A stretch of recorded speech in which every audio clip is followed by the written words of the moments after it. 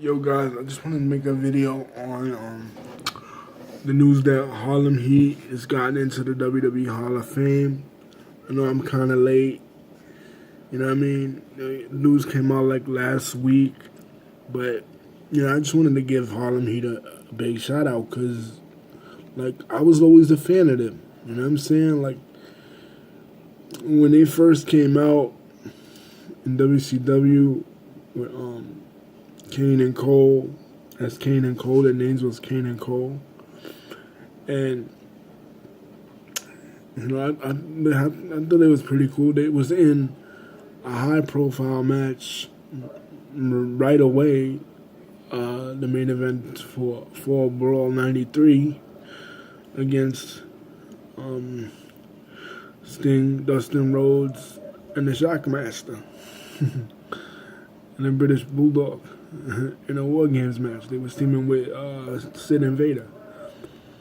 Everybody remember the Shockmaster. It was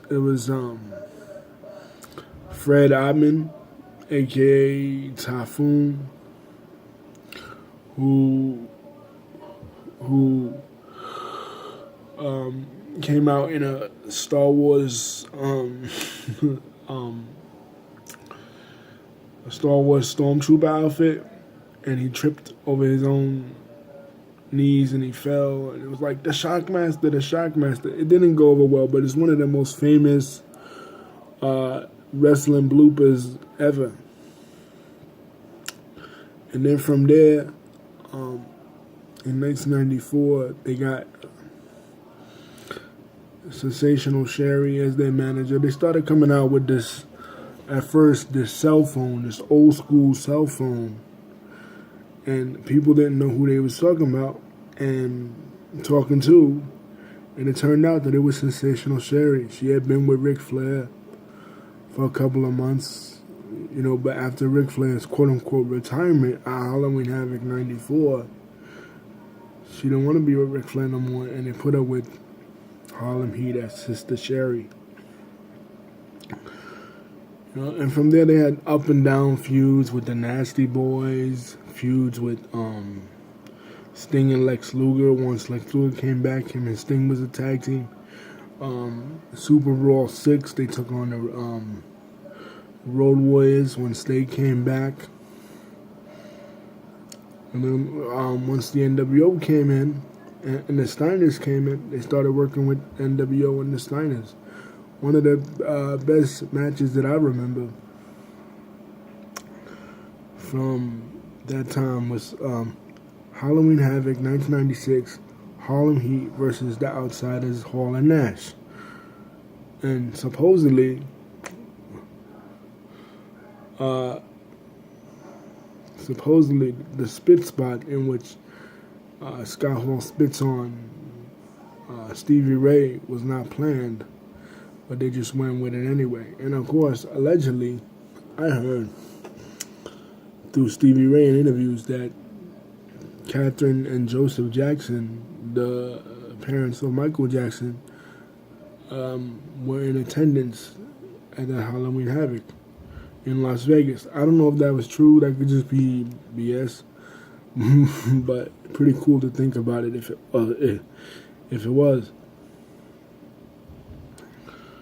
And from there,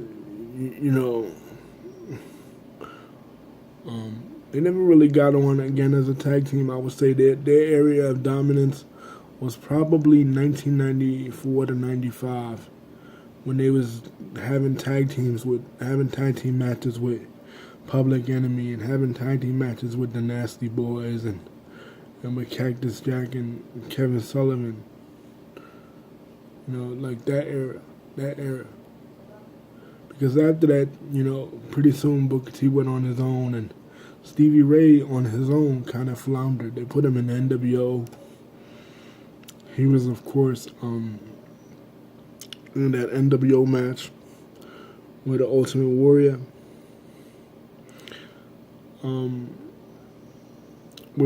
It was like Team NWO Black and White of Bret Hart, Hulk Hogan, and Stevie Ray versus Team WCW of Roddy Piper, Ultimate Warrior, DDP versus Team Wolfpack of Sting, Lex Luger, and Kevin Nash. And it was a real clusterfuck. And we had a whole bunch of main events of big name stars and Stevie Ray. And after that, he did some commentary. And then WCW went out of business. But I think the legacy of Harlem Heat, like, would be like being the most dominant black tag team ever in professional wrestling. People talk about Doom, of Ron Simmons and Butch Reed. They talk about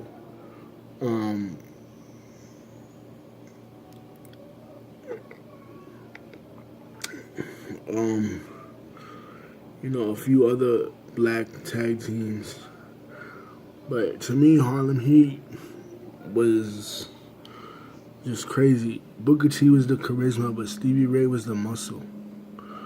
And a infamous incident from Spring Stampede in 1997, Harlem Heat was having this fatal four-way match against Lex Luger and the Giant.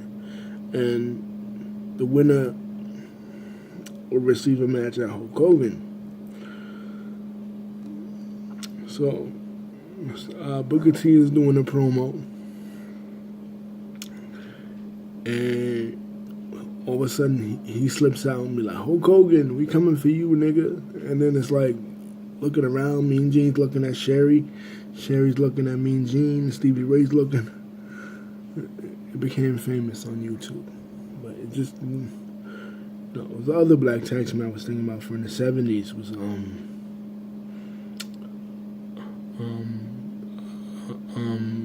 Soulman Rocky Johnson and Tony Atlas. But Harlem Heat, they had their own gimmick. They had a cool music. They wore the do-rags. They said, "Can you dig it, sucker?" And they had so many tag team title runs. It would have been cool to see them work in the WWF. But just like a lot of great tag teams, like we talked about a couple of years ago with the Rock and Roll Express and the Midnight Express, it never really got to work in WWF. Always working in NWA or WCW. This adds to the list of Tori Wilson. Tori Wilson always also going in. I'm not big on Tori Wilson. I never really cared for her in the wrestling business. I just remember when she got in that storyline that she freaking turned David Flair against his father. When he joined the NWO, it was like Super Bowl '99 or whatever. So like, I don't know why she should get in, but people liked her, so she was a name. But so many other people that they could have put ahead, but at least they're putting China in this year. Like I said, DX, Harlem Heat. I guess Harlem Heat is like the other group they said they were gonna put in, because like you had members of Harlem Heat like King T or Ahmed Johnson who were in the Harlem Heat in 1999 that they might think to put in, but a couple of big names. I'll be watching the Hall of Fame this year. Peace.